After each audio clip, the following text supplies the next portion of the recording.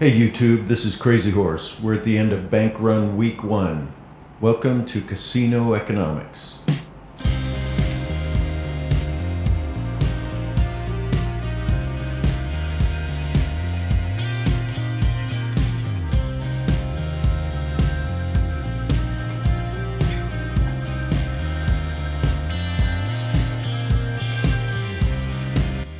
While the financial world is crumbling, Signature Bank and SVB are having woke conventions about pronouns and diversity. The Pride Council. And I'm just thrilled that there are about 40 people in the room. I understand there are something like 190 people at watch parties. So hi to you all at the watch parties. You know, the most common pronouns that folks are familiar with are she and he. Becoming much more common, and I don't know if there's anyone in the Signature Bank world, but probably you have clients that use they, them as pronouns. No risk officers, just diversity officers. Now, I don't want to sound the conspiracy alarm. Am I allowed to even say that word? But this looks like a move by the big banks and government, big government, to swallow up the smaller regional banks, and that's what's been happening. We already saw last weekend, HSBC, one of the biggest banks on earth, bought up the UK branch of Silicon Valley Bank for the big price of £1. Okay, so that's what's happening. Signature is being bailed out. Credit Suisse also failed this week, and they're being bailed out by their government in Switzerland. So here's Kevin Leary talking, and he might be one of the biggest shills ever for big government and big banks. I mean, he seems to be in all the wrong places at the right time. You may have remembered him promoting the FTX debacle and being questioned by the Senate about cryptocurrency related to that.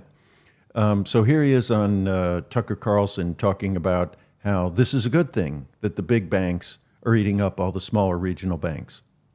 Are those things to be worried about? Well, let's take the bank situation. What's occurred here, when many of these regional banks were founded 40, 50 years ago, it was a different economy, a different world. There was no digital age at all. And people needed the touch point of a bank in their community. Obviously, that's completely changed because 99% of banking today is done online. What do we need tiny regional banks for in the first place? Because what we're learning is, where are you going to find systemic risk? In a tiny bank that doesn't have scale. So the managers there have to swing for the fences because they're compensated on equity in the bank, stock and stock options. And so the classic case that you've just seen is two failures, which these managers weren't, bad managers, they were idiots. So before O'Leary went in front of the Senate to talk about cryptocurrency and FTX's role in that, you may have caught him on CNBC talking about the missing data at FTX, which is why nobody could understand what was going wrong, and there's nobody knew, and blah blah blah. So that's a convenient excuse, perhaps, but let's see what he had to say about that. About the relationship between Alameda and FTX. At that time, Alameda was just another account in FTX, okay? By the way, not just another account. At some point, it might have represented close to 50% of the business that was even on FTX. And there is where I call you out and say, how do you know that if you have no records? And my whole point about this is all of these allegations, all these claims, all this Sam Bankman-Fried took money out, took it in, whatever. Nobody knows because there's no data. That data, as I learned, according to Sam, is sitting on a server backed up on AWS. Right now, all roads lead to John Ray, it seems. Sam says he can flip the switch. I need that data. I can't go get the money unless I have the data where it went. Here's what I don't understand. So I'll let you decide if he's a worthy source of information. I'm not too sure about that. The big question is, why is everyone dancing? Let's look at this clip from Signature Bank, which kind of reminds me of the essential workers dancing during the deadliest pandemic in human history, and having nothing to do because their hospitals were empty. But I'm not allowed to talk about that because my videos about that already got removed from YouTube, and I got a warning about it. So we're not going to talk about that. But let's look at that. Now you come to Signature. Show your clients what you're worth. Make them go up, up, up. And so what all this implies is that these smaller regional banks are risky, but the big banks aren't. But I've been researching this for weeks, and I saw a study that the next two big banks in line for possible failure Credit Suisse was no small bank. But the next two big banks that are way over leveraged and have liabilities way beyond what they're supposed to have as credit are JP Morgan Chase and Citibank. Now, I've been taking money out of the bank for the last 6 months, little by little, because I saw this coming. And I told you about it in other videos. Over the weekend, I pulled a small amount of money out of my account in one of these really big banks. And about $3,000, that's it. And they locked my account. I couldn't even log into it online. So I had to call in and go through about a 35-minute question and answer to tell them what I was using my money for that I took out of my personal bank account. $3,000. We're not talking about $100,000. So I spent 30 minutes on the phone with my bank explaining to them why I took money out at the ATM. Small amount of money, under $3,000. So this is real. This is happening. Even the biggest banks, which is where I'm banking, is locking my account, locking my access to my own money. So as I suggested, you should be taking your money out of the bank. And you know, what do we have our money in the banks for anyway?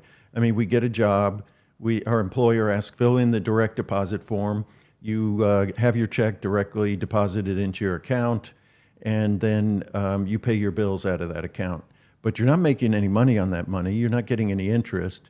And you know, the way banks make money is net interest margin is what they call it. So the amount of interest they're paying their depositors, who are basically their creditors because we've loaned them our money and now it's theirs. The interest they're making on investing that money into T-bills and to mortgage-backed securities and other securities, the net interest margin is how they make a profit, right? So they're paying us zero to borrow our money, and then they're investing in the casino economy and making big returns on startups, on T-bills, on stocks, on bonds, on everything else, risky as they want to go because they don't have to pay us to borrow our money. So their net interest margin is whatever they can make in the marketplace minus zero that they're paying to us, their creditors, who have given them our money to invest. Why are we doing this? Why are we giving our money to these banks to go play in the casino? I'm not sure I understand what the point of all this is. It used to be you had a savings account at a bank, it paid you interest. Maybe you had some other investments through that bank, but now that's not happening. We get nothing for our money. We give our money to these banks, and then we can't even get our money back when we want it. And you have to queue up, and they call the police on you, like they did at Silicon Valley Bank, when you try to get your money back. And they're making whatever risky, I mean, Kevin O'Leary's right about this, they're making whatever risky investments they want to make on startups, and if half the startups fail, and you know, one or two explode and do great, hey, they make a great return on their investment. We don't see any of that, even though it's our money they're using to do those investments. We don't get a penny of that. We don't get a penny for them using our money. We're just giving them our money so they can go play in the casino. But he's implying that only regional banks do that, but that's absolutely not true. Every bank is doing it. There's no division between the bank, a retail bank that you're using, the investment part of that bank. So they're taking your money and investing it. It's no different than the scam at FTX, really. And we're giving them our money and saying, hey, go play with it. And if you lose it and you go bankrupt, we're out of luck. I mean, maybe the FDIC will pay us back if our accounts are under $250,000. Okay, but look at this. There's $22 trillion in the U.S. banking system, and it's backed by just $225 billion at the FDIC, the Federal Deposit Insurance Corporation. So according to the FDIC, they only have $124.5 billion on their balance sheet, and they can get an additional $100 billion line of credit from the U.S. Treasury. So $224.5 billion to cover $22 trillion in U.S. bank deposits. So if the big banks start tumbling, they're not going to be able to cover everybody's deposits. And that means big corporations, startups, you and I with our smaller bank accounts, we might be covered, but who knows? What if they cover the big banks first and that money's used up? They can only cover a small fraction of what's in the banks. So I wouldn't count on the FDIC bailing out all these big banks if they start failing. So how are they going to insure all of your accounts? They can't. It's impossible. So that's really just vaporware.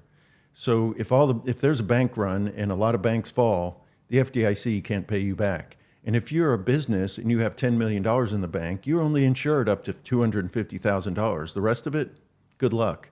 And if the governments don't bail out those banks, they're going to do a bail-in, which they passed that law a few years ago after the 2008 crash. So they don't have to bail out the banks now. They can do a bail-in, which means, okay, I go into receivership, my bank goes bankrupt, and instead of giving you your money back, I'll give you a shares of stock in this bank that's bankrupt. And if it comes out of bankruptcy and starts paying back its creditors, you might get some money. Or you might just have a worthless piece of paper for stock in a worthless bank that's bankrupt that no one would ever want to invest in ever again. So it's a scam all the way around. I don't see how it's not a scam. So, these small banks are risking everything with your money, and you're getting no return on that money. You're getting no return on that risk. So I would say get out of it. And the big banks, no different.